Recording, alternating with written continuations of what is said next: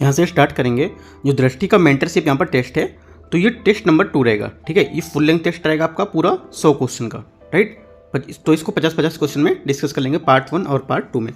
तो पहला टेस्ट 20 का मैं डिस्कस कर चुका हूँ, तो यहाँ से सेकंड टेस्ट आपका देखता हूँ। और जो चल रहे हैं आपके क्लास टेस्ट, वो तो आपके कंटिन्यू चलते रहेंगे, ठीक है। जितने हो गए 10-11 वो सब, राइट। तो स्टार्ट करते हैं क्वेश्चन के, यहाँ से देखते हैं टेस्ट नंबर 2 के। यहाँ से पहला क्वेश्चन है, हड़प्पा सभ्यता के संदर्भ में निम्नलिखित तथ्यों पर आपको विचार करना है। ये दुर्ग शहर के पूर्वी भाग में स्थित था और निचले शहर से बड़ा था, राइट। पहला क्या है, पहला आपका गलत है, क्योंकि हड़प्पा शहरों में दुर्ग आमतौर पर पश्चिमी भाग में स्थित होता था, ठीक है। तो शहर के पश्चिम भाग में स्थित होता, तो पहला हमारा ये गलत हो गया, पूर्वी भाग में नहीं होता था।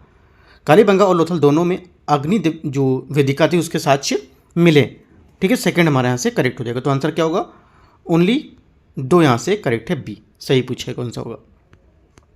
सेकंड नंबर क्वेश्चन है, इसमें पूछ रहा है निम्नलिखित में से कौन बौद्ध धर्म में भिक्षुणी बनने वाली पहली महिला थी। कौन थी ये थी आपकी महाप्रजापति गौतमी, राइट। तो हमारा क्या हो जाएगा, ए इसका करेक्ट आंसर हो जाएगा, राइट। ये कर्म, पुनर्जन्म, निर्वाण जन्म और मृत्यु के चक्र में से मुक्ति पर क्या बल देता है। और प्रमुख शाखाओं में थेरवाद, महायान और वज्रयान यहाँ पर इसमें शामिल होते हैं, ठीक है। तो आंसर हमारा हो जाएगा ए इसका करेक्ट आंसर है। तीसरा क्वेश्चन है, निम्नलिखित में से आपको युग्मों पर विचार करना है, ठीक है, कि कौन सा सही सुमेलित होगा। विनय पिटक, राइट।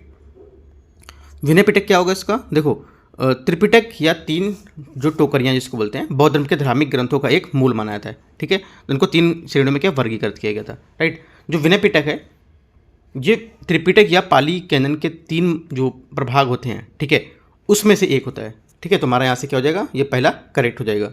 ये हमारे मठवासी जो व्यवस्था के लिए होते हैं नियम, वो सुत्त पिटक आपका, इसमें जो बुद्ध की शिक्षाएं हैं वो यहाँ पर इसमें होती हैं, ठीक है। अभिधम पिटक क्या होगा, अभिधम पिटक आपका यहाँ से हो जाएगा। ये जो होते हैं ये अभिधम पिटक बुद्ध की शिक्षा का विस्तृत जो दार्शनिक और मनोवैज्ञानिक विश्लेषण प्रस्तुत करता है, जो मानसिक अवस्थाओं, पदार्थ और चेतना को ध्यान केंद्रित करता है, ठीक है। और उन्हें गहन समझ के लिए यहाँ पर जटिल श्रेणियों में व्यवस्थित करता है। यहाँ पे बुद्ध के जीवन का निर्णय जो विवरण है ये नहीं होगा। तो ओनली 2 करेक्ट है, 1 और 2। आंसर हमारा 2 स्टेटमेंट यहाँ से करेक्ट हो जाएंगे। चौथा, स्तूपों के संबंध में निम्नलिखित कथनों पर आपको विचार करना है। स्तूप का निर्माण मूलतः बौद्ध के अवशेषों को रखने के लिए यहाँ पर किया गया था, राइट। तो क्या हो जाएगा, यहाँ से हमारा जो चौथा का पहला स्टेटमेंट है ये आपका करेक्ट हो जाएगा, ठीक है। उनकी अस्थियाँ और या उनके जो उपयोग की जाने वाली वस्तु यहाँ पर रखते थे, करेक्ट हो गया।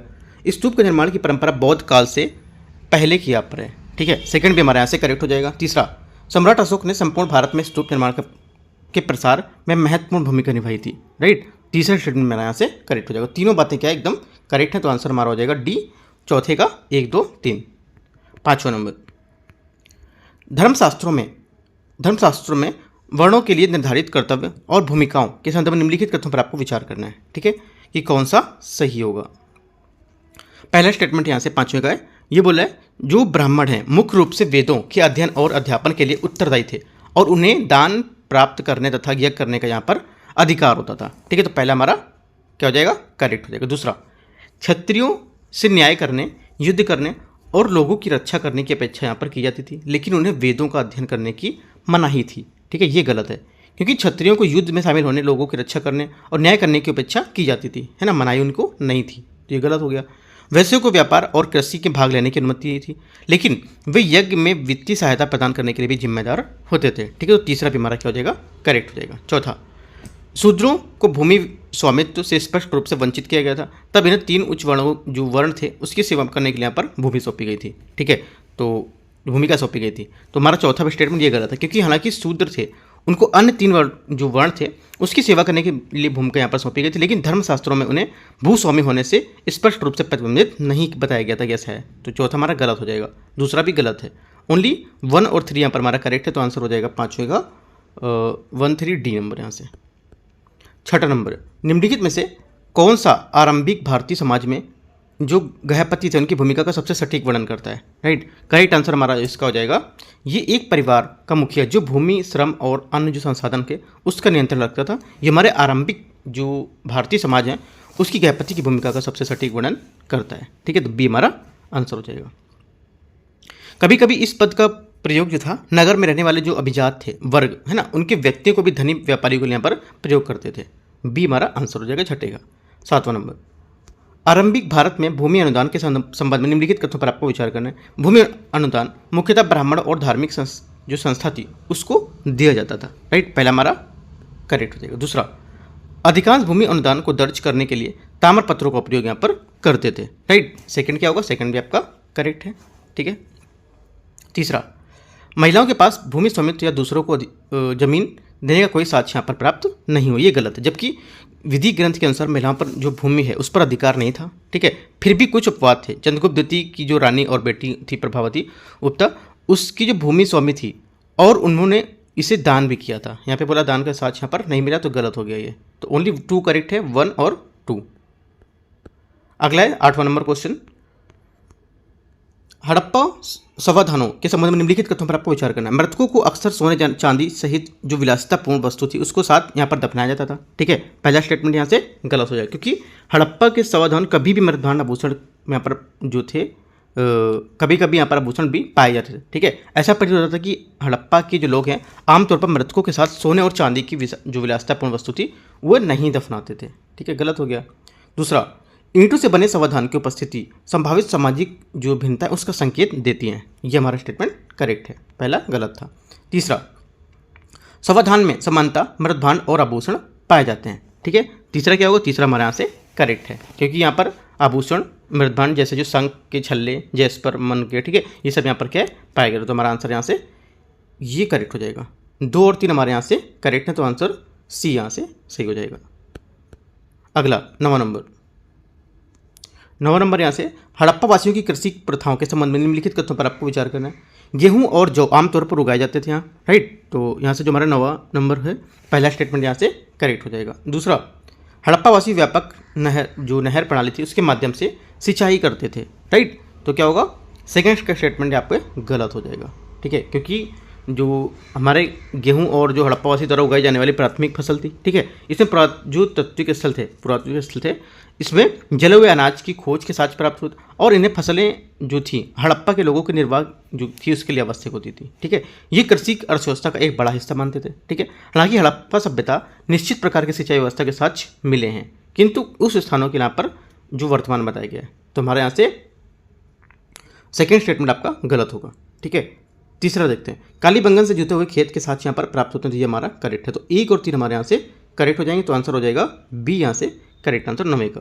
10वां नंबर, चुनावी बॉन्ड योजना के संबंध में निम्नलिखित कथनों पर आपको विचार करना है। बिना किसी उच्च सीमा निर्धारण के यह राजनीतिक दलों को कॉर्पोरेट फंडिंग की अनुमति देती है, ठीक है, तो यहाँ से जो हमारा 10वां नंबर है इसका पहला स्टेटमेंट आपका करेक्ट हो जाएगा। दूसरा, इसने राजनीतिक दलों को चुनावी बॉन्ड के माध्यम से प्राप्त अंशदान का वितरण भारत के निर्वाचन आयोग के समझ प्रस्तुत करने का आदेश दिया, राइट। सेकंड क्या होगा, सेकंड स्टेटमेंट भी आपका सेकंड आपका गलत होगा, ठीक है, सेकंड गलत होगा, क्यों, क्योंकि इस योजना में राजनीतिक दलों के चुनावी बॉन्ड के माध्यम से प्राप्त योगदान के बारे में भारत निर्वाचन आयोग जो है सूचना उसके लिए यहाँ पर बात नहीं किया गया, तो हमारा गलत हो गया। तीसरा, सर्वोच्च न्यायालय ने चुनावी बॉन्ड योजना को अनुच्छेद 19(1) के तहत सूचना के अधिकार का उल्लंघन करने का असंवैधानिक यहाँ पर घोषित किया। तीसरा हमारे यहाँ से करेक्ट है, ओनली 1 और 3 यहाँ से करेक्ट है, तो आंसर सी। 11 नंबर, निम्नलिखित युग्मों पर आपको विचार करना है। सर्वोच्च न्यायालय के कार्य और यहाँ पर अनुच्छेद दे रखे हैं, ठीक है, तो कौन कौन से सही मैच कर रहे हैं ये बताना है 11 नंबर में। देखते हैं इसमें, यहाँ से देखो पहला बोला है इसमें न्यायिक समीक्षा, ठीक है, न्यायिक समीक्षा जो है भारतीय संविधान का अनुच्छेद 131 131 केंद्र राज्यों के बीच जो विवाद होते हैं उसको सुलझाने के लिए सर्वोच्च न्यायालय को मूल अधिकार क्षेत्र यहाँ पर प्रदान करता है, ठीक है, तो 131 जो आपका आर्टिकल है वो, तो यहाँ पे आपका न्यायिक समीक्षा इसमें नहीं होगा, राइट। अगला, जो केंद्र राज्य को विवाद होता है उसको सुलझाने में यूज करते हैं अनुच्छेद 131, ना कि न्यायिक समीक्षा में। सलाहकार क्षेत्राधिकार, राइट, ये सेकंड हमारा सलाहकार क्षेत्राधिकार आपका सही है क्योंकि 143 जो आपका आर्टिकल है सर्वोच्च न्यायालय को राष्ट्रपति के द्वारा संदर्भित सार्वजनिक महत्व या कानून के मामलों में भारत पर राष्ट्रपति को उसको सलाहकार देने की राय की शक्ति देता है, ठीक है, ये करेक्ट है। और तीसरा, मूल अधिकारों का संरक्षण अनुच्छेद 226, ठीक है, तीसरा भी आपका गलत है। अनुच्छेद 226 हमारा क्या है, ये रिट जारी करने के लिए होता है, ना कि मूल अधिकारों का संरक्षण, तो ये गलत हो गया। ओनली यहाँ पर हमारा कौन सा करेक्ट है, ओनली 2 करेक्ट है, तो हमारा सिर्फ एक स्टेटमेंट करेक्ट, केवल एक का मतलब क्या हुआ, केवल एक स्टेटमेंट यहाँ से सही है, तो आंसर 12 नंबर, राष्ट्रीय विधिक सेवा प्राधिकरण NALSA के संबंध में निम्नलिखित कथन पर विचार करना है। नालसा का गठन विधिक सेवा प्राधिकरण अधिनियम 1987 के तहत यहाँ पर किया गया था। ठीक है, तो पहला हमारा स्टेटमेंट यहाँ से करेक्ट हो जाएगा। दूसरा, ये केवल अनुसूचित जाति और अनुसूचित जनजाति के सदस्यों के निःशुल्क विधिक सेवाओं तक यहाँ पर पहुंच सुनिश्चित करता है। ये गलत हो गया, क्योंकि ये महिलाओं, बच्चों, दिव्यांग और जो हिरासत में ले गए, जो तस्करी पीड़ित हैं, वो सब उनको लोगों को यहाँ पर भी मुफ्त कानूनी यहाँ पर प्रदान करेगा। ठीक है, तो सेकंड गलत हो गया। लोक अदालतें नालसा द्वारा परिवर्तित एक प्रमुख विवाद समाधान तंत्र है। ठीक है, तीसरा क्या होगा? तीसरा यहाँ से हमारा जो स्टेटमेंट रहेगा, इसका तीसरा स्टेटमेंट यहाँ से ए भी करेक्ट है। ठीक है, तो हमारे क्या है, 1 और 3 यहाँ से स्टेटमेंट सही है। 30 नंबर है, भारतीय संविधान का कौन सा अनुच्छेद राज्य के सार्वजनिक सेवाओं में न्यायपालिका को कार्यपालिका से पृथक करने के लिए कदम उठाने का अधिकार देता है? कौन सा देता है? करेक्ट आंसर हमारा 30 नंबर इसका हो जाएगा आपका ये आर्टिकल 50। ठीक है, आर्टिकल 50। ये देखो, अनुच्छेद 50 में ये प्रावधान है कि राज्य की जो सार्वजनिक सेवा है उसमें न्यायपालिका को कार्यपालिका से पृथक करने के लिए यहाँ पर प्रयास करेगा। ठीक है। 14, भ्रष्टाचार बोध सूचकांक CPI 2023 के बारे में निम्नलिखित कथनों पर आपको विचार करना है। भ्रष्टाचार बोध सूचकांक ट्रांसपेरेंसी इंटरनेशनल द्वारा जारी यहाँ पर किया जाता है। पहला स्टेटमेंट करेक्ट। दूसरा, नॉर्वे विश्व का सबसे कम भ्रष्ट देश है। सेकंड गलत है, क्योंकि भ्रष्टाचार जो हमारी सूचकांक था उसमें डेनमार्क विश्व का सबसे कम भ्रष्ट देश होगा, ना कि नॉर्वे। ये गलत हो जाएगा, हमारा डेनमार्क होगा। ठीक है। तीसरा, वर्ष 2023 में 180 देशों में से भारत में 93 स्थान था, वो हासिल किया था 93। तो तीसरा आपका करेक्ट होगा। 1 और 3 यहाँ से हमारे करेक्ट है, तो आंसर बी यहाँ से सही हो जाएगा।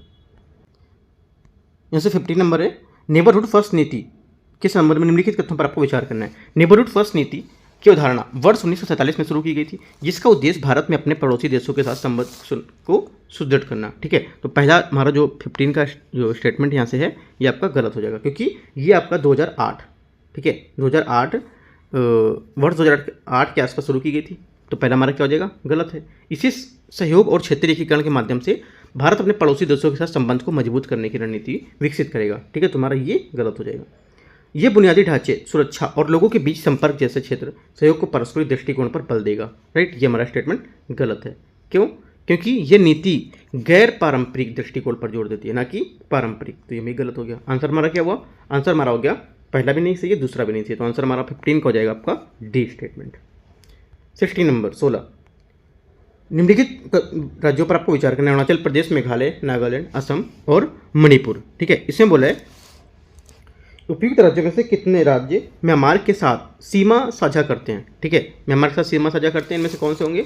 तो देखो, यहाँ से अरुणाचल प्रदेश, ठीक है, नागालैंड, मणिपुर, मिजोरम, ऐसे भारतीय राज्य जो म्यांमार के साथ सीमा साझा करते हैं। ठीक है, एक बार और देख लेते हैं। अरुणाचल प्रदेश, ठीक है, और नागालैंड, ठीक है, और यहाँ से मणिपुर, मिजोरम, मणिपुर का है, मणिपुर और मिजोरम यहाँ पर नहीं दिया, तो हमारा 3 होगा, सिर्फ 3 हमारा करेक्ट है, तो केवल 3 यहाँ से आंसर हो जाएगा 16 का बी। 17 नंबर है, high ambition coalition for nature and people के संबंध में निम्नलिखित कथनों पर आपको विचार करना है। प्रकृति संरक्षण और जैव विविधता सुरक्षा के प्रयासों को गति के लिए इसका नेतृत्व अमेरिका द्वारा यहाँ पर किया गया था। राइट, 17 का हमारा जो पहला स्टेटमेंट है ये गलत है, क्योंकि ये जो किया गया था फ्रांस और कोस्टा रिका के द्वारा यहाँ पर किया गया था, तो ये गलत हो जाएगा। इस कोलिएशन का लक्ष्य वर्ष 2030 तक विश्व की कम से कम 30% भूमि को महासागर में संरक्षित करना। राइट, सेकंड हमारे यहाँ से करेक्ट है, क्योंकि 30-30 जो विजन था ये न्यूज़ में था। ठीक है, ये यहीं पर था 2030, 30% भूमि और 2030 तक, इसका विजन था 30-30। ठीक है, तो हमारा सेकंड क्या होगा? करेक्ट हो जाएगा। तीसरा, high ambition coalition for nature and people का सदस्य है, ठीक है, भारत, तो ये भी हमारा करेक्ट हो जाएगा, भारत इसका सदस्य। तो हमारे 2 स्टेटमेंट करेक्ट हैं, 2 और 3। पूछा सही कौन सा होगा, तो 2 और 3 सही है, सी हमारा करेक्ट आंसर हो जाएगा। 18 नंबर क्वेश्चन है, निम्नलिखित देशों पर आपको विचार करना है। संयुक्त राज्य अमेरिका, संयुक्त अरब अमीरात, ठीक है, भारत, फ्रांस, इंडोनेशिया। और उसके बारे में पूछा क्या क्वेश्चन पूछ रहा है, इनमें से कौन से देश UFI ट्रायलेटरल के सदस्य हैं? ठीक है, देखो UFI जो ट्रायलेटरल के सदस्य हैं वो कौन कौन से, सीधे से आपको ये पता होना चाहिए। राइट, तो हमारे इसमें कौन कौन से हो जाएंगे? इसमें से आपके जो देश होंगे वो आपको हो जाएगा फ्रांस, भारत और UAE ने नाभिकीय सौर ऊर्जा जो हमारा जलवायु था उसको लेकर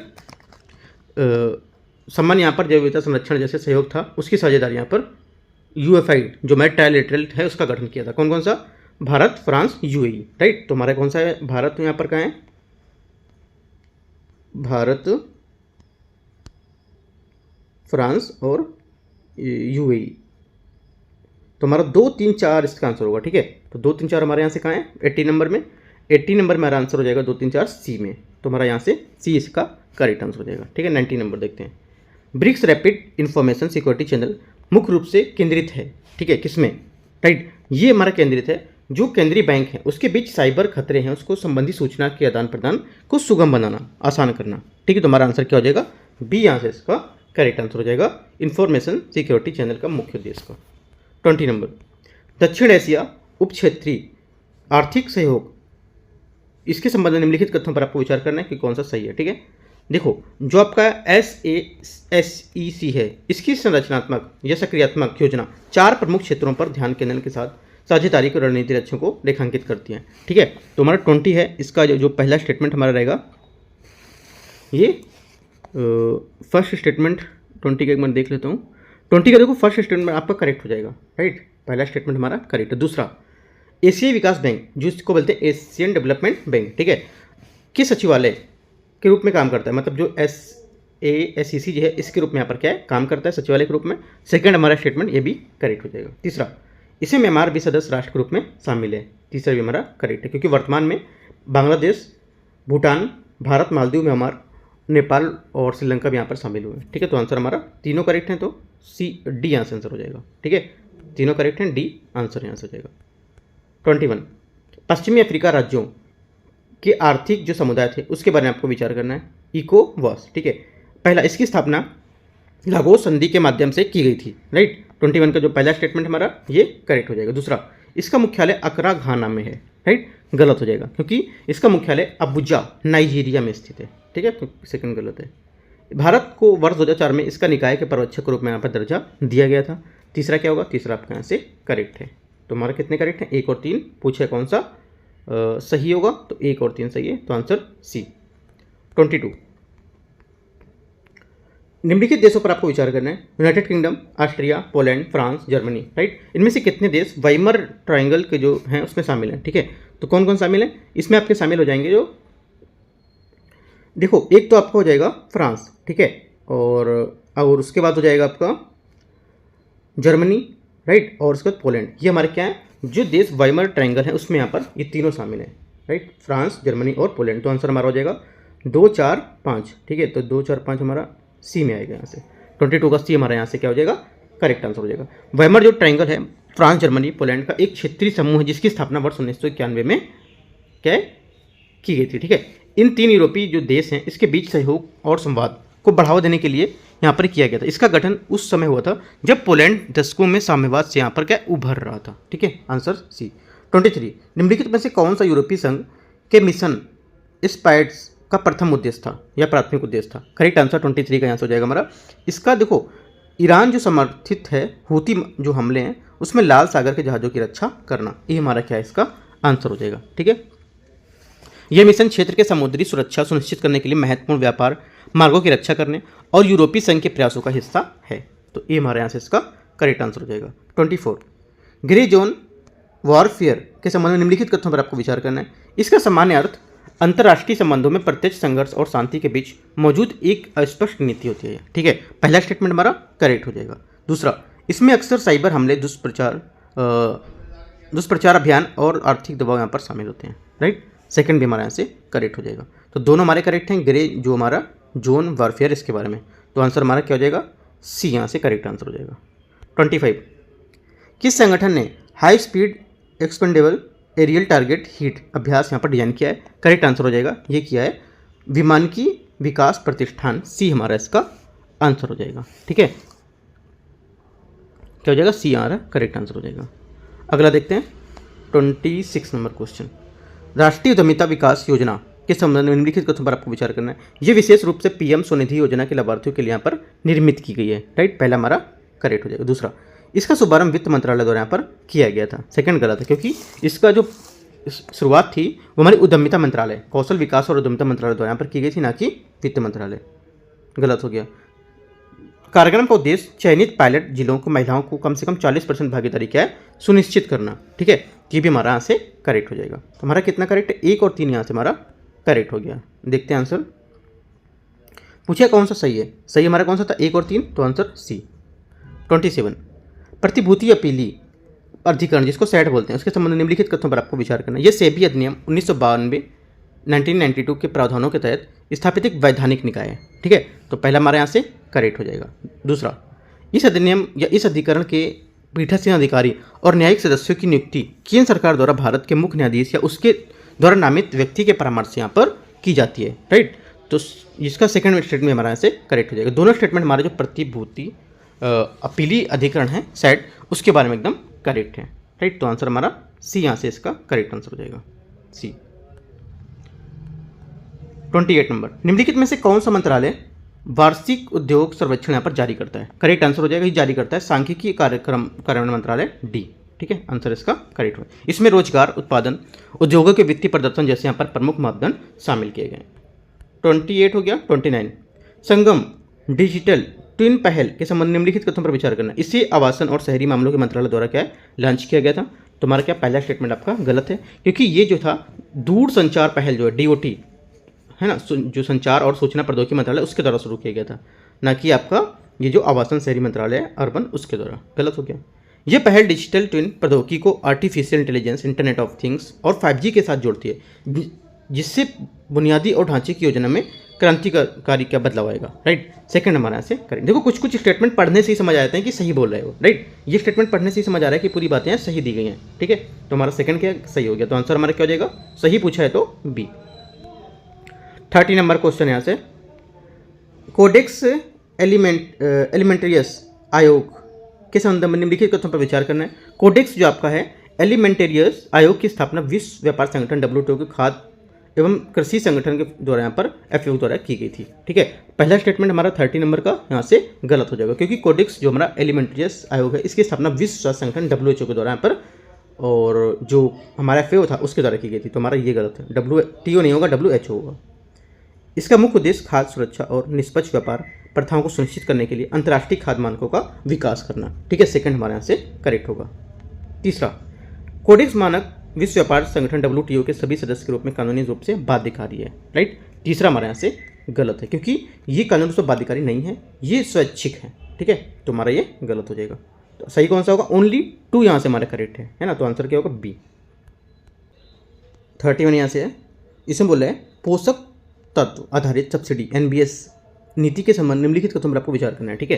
पहला, किसानों को रियायती दरों पर उर्वरक उपलब्ध कराने के लिए NBS नीति 2010 में शुरू की गई थी और वित्त वर्ष 2025-26 तक इसे कार्यान्वयन में अनुमोदित किया गया है, ठीक है। पहला यहाँ से क्या होगा, इसका जो पहला स्टेटमेंट है ये हमारा करेक्ट है। दूसरा, इसे उर्वरक नियंत्रण आदेश FCO 1995 के अंतर्गत यहाँ तैयार किया गया था, जो आवश्यक वस्तु अधिनियम 1955 के अंतर्गत जारी किया था, ठीक है। सेकंड क्या होगा, सेकंड भी हमारे यहाँ से करेक्ट हो जाएगा। तीसरा, NBS यूरिया सहित सभी जो प्रकार के उर्वरक हैं उस पर क्या लागू होता है, ठीक है। तीसरा गलत है, क्योंकि ये NBS जो है नीति यूरिया को कवर नहीं करती है इसमें, जिस पर सरकार यहाँ से अलग से सब्सिडी देगी। तो तीसरा हमारा गलत हो जाएगा, ओनली 1 2 करेक्ट है। पूछा क्या है, सही सही तो हमारा 1 2 है, तो ए यहाँ से करेक्ट आंसर हो गया 31 का। 32 है, निम्नलिखित में से किस स्मार्ट शहर ने दिसंबर 2023 तक अपनी 100% योजनाएं पूरी कर ली हैं, ठीक है। काफ़ी इंपॉर्टेंट है।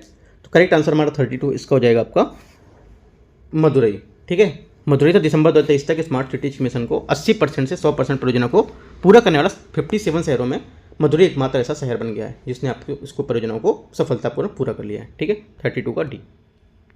अगला है 33 नंबर, प्रधानमंत्री मत्स्य किसान समृद्धि योजना के संबंध में निम्नलिखित कथनों पर आपको विचार करना है। पहला, इस योजना का उद्देश्य मत्स्य पालन क्षेत्र में सूक्ष्म और जो लघु उद्यम है उसके जल कृषि बीमा और मूल्य जो श्रृंखला है उसमें सुधार के लिए वित्तीय प्रोत्साहन करना है यहाँ पर, ठीक है। तो क्या हो जाएगा, यहाँ से जो हमारा पहला स्टेटमेंट है इसका ये करेक्ट हो जाएगा। दूसरा, योजना का 50% वित्त पोषण सार्वजनिक वित्त से आएगा, जिसमें विश्व बैंक और फ्रांसीसी विकास एजेंसी AFD जैसी जो बाहरी एजेंसियाँ हैं वो भी शामिल होंगी, राइट। ये भी हमारा करेक्ट होगा। तीसरा, ये योजना वित्त वर्ष 2023-24 से वित्त वर्ष 2029-30 तक 6 वर्षों की अवधि में केवल तटीय राज्यों को केंद्र शासित प्रदेश में लागू की जाएंगी। ये गलत है हमारा, क्यों, ये योजना सभी राज्यों केंद्र शासित प्रदेशों में ही की जाएंगी, ना कि तटीय राज्य में। तो गलत हो जाएगा, ओनली 1 2 करेक्ट है, सही पूछा है तो ए यहाँ से आंसर हो जाएगा।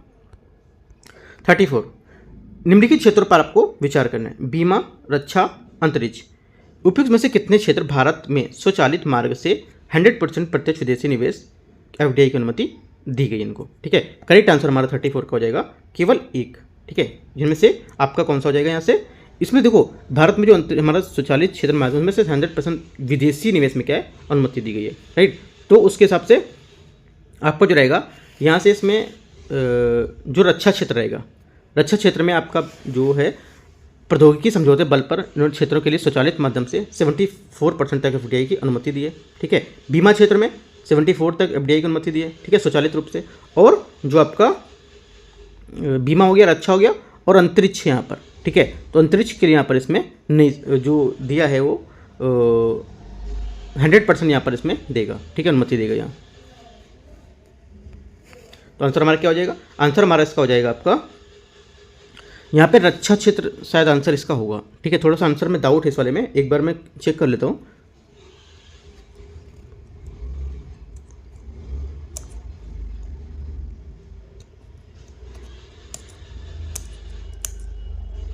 बीमा में 74 होगा, ठीक है, और रक्षा क्षेत्र में भी 74% तक ही होगा ये। और ये उसके बाद आपका जो इस हमारी रणनीतिक प्रौद्योगिकियाँ आएंगी, ठीक है, जो रणनीतिक प्रौद्योगिकी होती हैं वो हमारी उसमें 100% आएंगी। उसके हिसाब से देखेंगे तो अंतरिक्ष में आना चाहिए, ठीक है। तो आंसर हमारा सिर्फ एक यहाँ से करेक्ट होगा। एक बार ये आंसर आप चेक कर लोगे, ठीक है, क्योंकि बीमा में तो 74 है, रक्षा में 74 है, तो अंतरिक्ष में यहाँ पे बचेगा 100% तक, वो यहाँ पे इसका आएगा आंसर, राइट। तो आंसर हमारा ए यहाँ पे एक केवल होगा, बट अंतरिक्ष होना चाहिए यहाँ। एक बार चेक कर लेंगे और आप, ठीक है, यहाँ पे तो ए दिया हुआ है। 34 है, 35 निम्नलिखित में से कौन विचार करना है, कथन 1 और कथन 2। हड़प्पा सभ्यता में उन्नत नगरीय नियोजन प्रणाली थी, ठीक है, यहाँ पर क्या उन्नत नगरीय जो प्रणाली थी वो हमारा करेक्ट स्टेटमेंट। दूसरा, हड़प्पा शहरों में जल निकासी व्यवस्था का अभाव था, जिसके कारण अक्सर जल भराव होता रहता था यहाँ पर, राइट। सेकंड हमारा गलत है, ऐसा कुछ नहीं था, बल्कि क्या वहाँ पर नालियाँ थी, है ना, सही से पानी निकलता था, ये गलत है स्टेटमेंट। ओनली पहला स्टेटमेंट हमारा करेक्ट है, तो आंसर क्या हो जाएगा 35 का सी, पहला सही है, दूसरा गलत है। 36 नंबर है, हड़प्पा स्थलों के उनके महत्व के संबंध में निम्नलिखित कथनों पर विचार करना है। साइट और महत्व यहाँ पर दिए हैं, ठीक है, कितने युग यहाँ पर सही है ये बताना है 36 नंबर में, ठीक है। तो देखते हैं इसको। यहाँ पे बोला है लोथल जहाज बनाने का यहाँ पर स्थान था, करेक्ट है, हमारा सही बता रहा है। कालीबंगा जूते हुए खेत थे, ये भी सही है। धोलावीरा में क्या जल का भंडार था, ये भी हमारा करेक्ट है। तो तीनों स्टेटमेंट हमारे क्या एकदम करेक्ट है, आंसर हमारा क्या हो जाएगा सी। 37 कथन 1 कथन 2 दिए। ऋग्वैदिक काल में मवेशियों को धन का प्रमुख साधन माना जाता था, राइट, पहला स्टेटमेंट हमारा करेक्ट हो जाएगा। दूसरा, ऋग्वैदिक समाज मुख्यतः स्थायी कृषि पर निर्भर था, ठीक है, किस पर निर्भर थे, स्थायी कृषि पे, गलत है ये, क्योंकि यहाँ पे ये स्थायी कृषि पर निर्भर नहीं थे, ठीक है। ये जो थे ये ऋग्वैदिक काल में अब क्या कृषि का अभ्यास करते थे, लेकिन प्राथमिक व्यवसाय इनका नहीं होता था ये, ठीक है। तो आंसर हमारा सेकंड गलत हो जाएगा, पहला सिर्फ करेक्ट है, तो आंसर क्या होगा 37 का सी, यहाँ से भी इसका करेक्ट आंसर हो जाएगा। 38 मौर्य साम्राज्य के संबंध निम्नलिखित कथनों पर आपको विचार करना है, कथन 1 और कथन 2, ठीक है। अशोक ने अपने लोगों के लिए धर्म का एक नैतिक दिशा निर्देश के रूप में बढ़ावा दिया, ठीक है। तो यहाँ से हमारा 38 का पहला स्टेटमेंट करेक्ट हो जाएगा। दूसरा, अशोक ने धर्म और उसके प्रशासन द्वारा बलपूर्वक यहाँ पर क्या लागू किया, सेकंड गलत है, क्योंकि अशोक ने धर्म बल से नहीं बल्कि अनुनय और सार्वजनिक संचार के माध्यम से प्रचार किया था, तो ये हमारा गलत हो जाएगा, बलपूर्वक नहीं किया था। ओनली 1 करेक्ट है, तो आंसर हमारा 38 का भी क्या हो जाएगा सी, आंसर यहाँ से हो जाएगा, राइट, पहला सही दूसरा गलत है ये।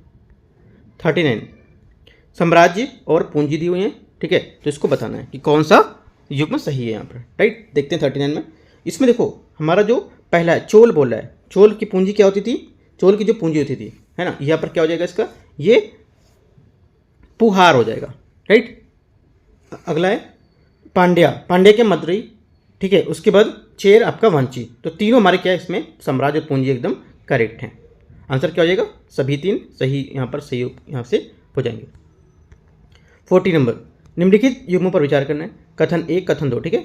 गुप्त काल में प्राचीन भारत का स्वर्ण युग कहा जाता है, ठीक है, पहला स्टेटमेंट हमारा यहाँ से करेक्ट हो जाएगा। दूसरा, इस काल में विज्ञान साहित्य और कला का महत्वपूर्ण यहाँ पर प्रगति हुई थी, राइट, सेकंड क्या होगा, सेकंड स्टेटमेंट हमारा यहाँ से सही है, ठीक है। तो दोनों हमारा सही है, और इसकी क्या है व्याख्या भी कर रहा है, क्योंकि देखो इस युग की बात कर रहा है और इसने बोले इसी काल में कौन सा, गुप्त काल की ही बात कर रहा है, इसी काल की भी बात कर रहा है और ये बता भी रहा है, तो आंसर हमारा इसकी व्याख्या भी कर रहा है, तो आंसर हमारा 40 का हो जाएगा ये यहाँ से। 41 अशोक के शिलालेख के संबंध में निम्नलिखित कथनों पर विचार करना है। वे मुख्यतः प्राकृत भाषा में लिखे गए थे। ठीक है, तो पहला स्टेटमेंट हमारा यहाँ से क्या हो जाएगा, करेक्ट हो जाएगा। दूसरा, कुछ शिलालेख ग्रीक और अरामी भाषा थी उसमें भी लिखे गए थे। राइट, सेकंड भी हमारे यहाँ से करेक्ट हो जाएगा। दोनों स्टेटमेंट हमारे यहाँ से एकदम करेक्ट हैं। 42 देखते हैं। प्लासी की लड़ाई 1757 के संबंध में निम्नलिखित कथनों पर विचार करना है। ये भारत में ब्रिटिश राजनीतिक नियंत्रण की शुरुआत यहाँ पर हुई थी। ठीक है, शुरुआत थी। तो सेकंड जो 42 का पहला स्टेटमेंट हमारे यहाँ से करेक्ट हो जाएगा। दूसरा, नवाब की सेना ने कमांडर मीर जाफर ने युद्ध के दौरान अंग्रेजों का समर्थन किया था। ठीक है, सेकंड क्या होगा, सेकंड स्टेटमेंट हमारा ये भी करेक्ट हो जाएगा। तीसरा, इस युद्ध के बाद ब्रिटिश ईस्ट इंडिया कंपनी को क्षेत्रीय शक्तियों से कोई महत्वपूर्ण प्रतिरोध का सामना नहीं करना पड़ा। राइट, तीसरा हमारे यहाँ से गलत होगा।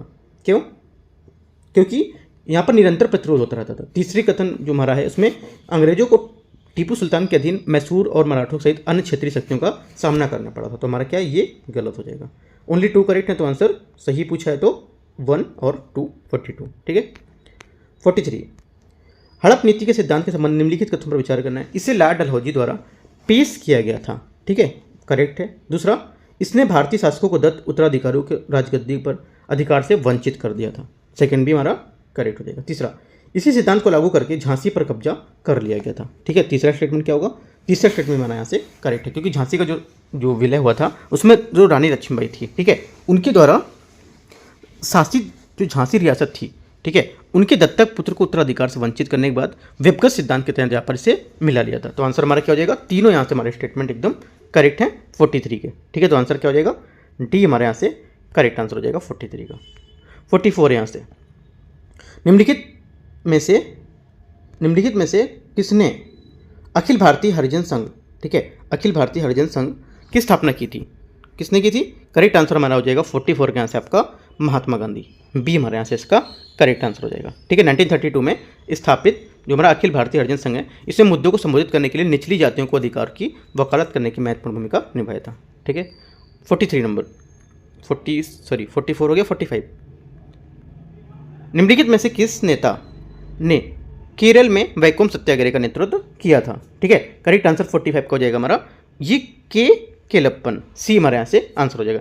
के केलप्पन का नेतृत्व केरल के गांधी के रूप में भी विख्यात के केलप्पन ने सभी जातियों के लिए वैकोम मंदिर की सड़क तक समान पहुंच की मतलब मांग करते हुए जो अहिंसक थे उनका विरोध का नेतृत्व किया था। आंसर हमारा सी यहाँ से करेक्ट हो जाएगा। 46, 1878 में वर्नाकुलर प्रेस एक्ट के संबंध में निम्नलिखित कथनों पर विचार करना है। ठीक है, इसका उद्देश्य भारतीय भाषा जो थी उसकी प्रेस स्वतंत्रता को दबाना था। ठीक है, क्या हो जाएगा, पहला जो हमारा 46 का स्टेटमेंट है ये करेक्ट हो जाएगा। दूसरा, इस अधिनियम से अंग्रेजी भाषा के समाचार पत्रों को छूट दी गई थी। राइट, सेकंड क्या होगा, सेकंड स्टेटमेंट यहाँ से ये भी हमारा करेक्ट हो जाएगा। तीसरा, इस अधिनियम को वर्ष 1882 में लॉर्ड रिपन द्वारा निरस्त कर दिया गया था।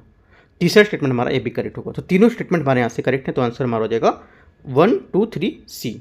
सही पूछा है तो 1 2 3 सी करेक्ट। ठीक है, अगला देखते हैं 47 नंबर क्वेश्चन। 47 है, भारतीय राष्ट्रीय कांग्रेस का 1929 का लाहौर अधिवेशन इसलिए महत्वपूर्ण है क्यों महत्वपूर्ण था? क्योंकि वो पूर्ण स्वराज को प्रस्तावित जो प्रस्ताव था वो पारित यहाँ पर किया गया था। राइट, तो हमारा क्या पूर्ण स्वतंत्रता की मांग, तो हमारे यहाँ से बी इसका करेक्ट आंसर हो जाएगा। 48, निम्नलिखित में से किसने दक्षिण भारत में आत्मसम्मान आंदोलन का नेतृत्व किया था?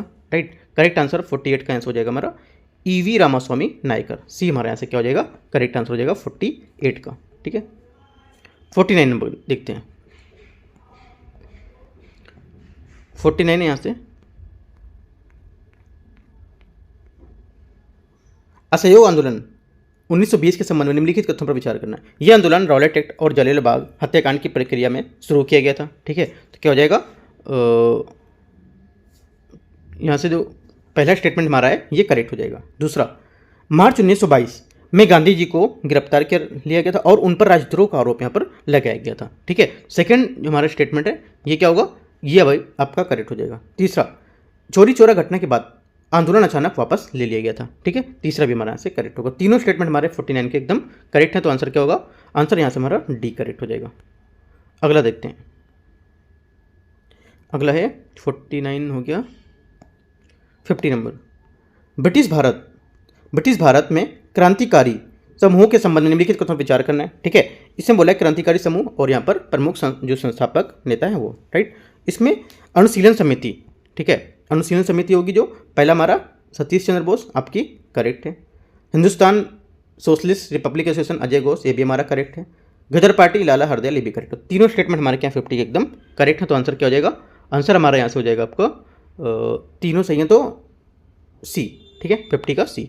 51 रॉलेट एक्ट 1919 के संबंध में निम्नलिखित कथनों पर आपको विचार करना है। इसने सरकार को राजद्रोह के संदिग्ध व्यक्तियों को बिना मुकदमा चला जेल में डालने की अनुमति दे दी थी। राइट, तो पहला स्टेटमेंट हमारे यहाँ से जो रहेगा ये करेक्ट हो जाएगा। दूसरा, जलियांवाला बाग हत्याकांड इस अधिनियम के विरोध के प्रत्यक्ष के परिणाम के रूप में हुआ था। ठीक है, तो सेकंड हमारा स्टेटमेंट इसका जो रहेगा ये भी आपका करेक्ट हो जाएगा। ठीक है, तीसरा, व्यापक विरोध के बाद इस अधिनियम को तत्काल निरस्त कर दिया गया था। ठीक है, तीसरा हमारे यहाँ से गलत है क्योंकि निरस्तीकरण तत्काल नहीं हुआ था। ये जो रॉलेट एक्ट था इसको तुरंत निरस्त नहीं किया गया था। ठीक है, जबकि इसे सितंबर 1921 में शांतिपूर्ण यहाँ पर निरस्त किया गया था। तो तीसरा गलत होगा। ओनली 2 करेक्ट है, तो आंसर 1 और 2। ठीक है, 2 मतलब 1 और 2 स्टेटमेंट हमारे करेक्ट थे वहाँ। 52 नंबर देखते हैं। सर सैयद अहमद खान के नेतृत्व में अलीगढ़ का आंदोलन यहाँ पर उद्देश्य था। क्या उद्देश्य था इनका? इनका उद्देश्य ये था कि जो पश्चिमी शैली है इसकी शिक्षा के माध्यम से मुस्लिम शिक्षा का क्या है, आधुनिकीकरण हो। ठीक है, तो आंसर हमारा 52 का बी यहाँ से करेक्ट हो जाएगा। 53 भारतीय परिषद अधिनियम 1909, जिसे मार्ले मिंटो सुधार के रूप में भी जाना जाता है, भारतीय शासन ने निम्नलिखित में से कौन सा परिवर्तन पेश किया है? ठीक है, करेक्ट आंसर यहाँ से हो जाएगा जो 53 है इसका, यहाँ से हो जाएगा मुसलमानों के लिए अलग निर्वाचन क्षेत्र यहाँ पर ये था। तो क्या है? 53 का ए हमारे यहाँ से इसका करेक्ट आंसर हो जाएगा। ठीक है, 54 देखते हैं। अंग्रेजी द्वारा अलग अगस्त प्रस्ताव 1940 का उद्देश्य यहाँ पर क्या था? ठीक है, एक मिनट थोड़ा सा देखता हूँ। 53 मैंने बताया हुआ था, 53 का आपका यहाँ से आंसर होगा यहाँ। ठीक है, 53 का एक आया था। ठीक है, और 54 सही है। 54 है अंग्रेजी द्वारा अगस्त प्रस्ताव 1940 का उद्देश्य क्या था? ठीक है, इसका उद्देश्य था जो यहाँ पे सीमित राजनीतिक रियासतें हैं इनको देकर द्वितीय विश्व युद्ध में ब्रिटिश जो प्रयास थे उनके लिए यहाँ पर भारतीय समर्थन को प्राप्त करना। ठीक है, ए हमारे यहाँ से करेक्ट आंसर हो जाएगा 54 का। 54 का भी ए है और 53 का भी हमारा ए यहाँ से इसका आंसर था। ठीक है, 55 देखते हैं। 55 यहाँ से भारत सरकार अधिनियम 1919 के संबंध में निम्नलिखित कथनों पर आपको विचार करना है। ठीक है, इसी अधिनियम ने प्रांतीय सरकारों में जो द्वैध शासन प्रणाली थी उसकी यहाँ पर शुरुआत की थी। राइट, पहला स्टेटमेंट हमारे यहाँ से करेक्ट हो जाएगा। दूसरा, इसने प्रांतीय और केंद्रीय दोनों विधानमंडल के मुसलमानों के लिए पृथक निर्वाचन जो था निर्वाचिका उसका प्रस्ताव रखा था। ये गलत हो जाएगा क्योंकि इसने प्रांतीय स्तर पर मुसलमानों के लिए अलग निर्वाचन यहाँ पर जारी रखा था। ठीक है, तो ना कि केंद्रीय स्तर पर। इसने संपत्ति कर या शिक्षा के आधार पर सीमित संख्या में लोगों को मताधिकार प्रदान किया। ठीक है, तीसरा हमारा करेक्ट होगा। तो हमारे कौन से 1 और 3 यहाँ से करेक्ट स्टेटमेंट हैं, तो बी हमारे यहाँ से आंसर हो जाएगा 55 का। ठीक है, तो इस टाइप से देखो जो टेस्ट नंबर आपका यहाँ से सेकंड था, मेंटरशिप का सेकंड नंबर टेस्ट था, इसमें 100 क्वेश्चन है। ठीक है, तो 55 मैंने अभी करा दिया आपको। राइट, 55 आपको करा दिए और जो 56 से रहेंगे, ठीक है, 56 से रहेंगे वो मैं आपको सेकंड पार्ट में करा दूंगा। ठीक है, तो ये आपका फुल लेंथ टेस्ट है और एक टेस्ट अभी जो आपका ये हुआ है, एक टेस्ट और अभी होने वाला है, आई थिंक कल होगा वो। ठीक है, संडे को जो होगा वो आपको मंडे को करा दिया जाएगा। राइट, जो भी टेस्ट होगा आपको एक दिन बाद आपको ये करा दिया जाएगा। ठीक है, ये टेस्ट थोड़ा लेट था क्योंकि मैं यहाँ पर नहीं था तो इस वजह से नहीं करा पाया हुआ। राइट, बाकी आपको सब टाइम से हो जाएंगे टेस्ट वो। ठीक है, कोई डाउट रहता है आप नीचे टेलीग्राम पे मैं लिंक दे दूंगा, वहाँ पे आप जुड़ सकते हो, पूछ सकते हो। ठीक है, कुछ क्वेश्चन भी वहाँ पे शेयर कर सकते हो, तो टेलीग्राम भी आप ज्वाइन कर सकते हो। Right, all the best, thank you.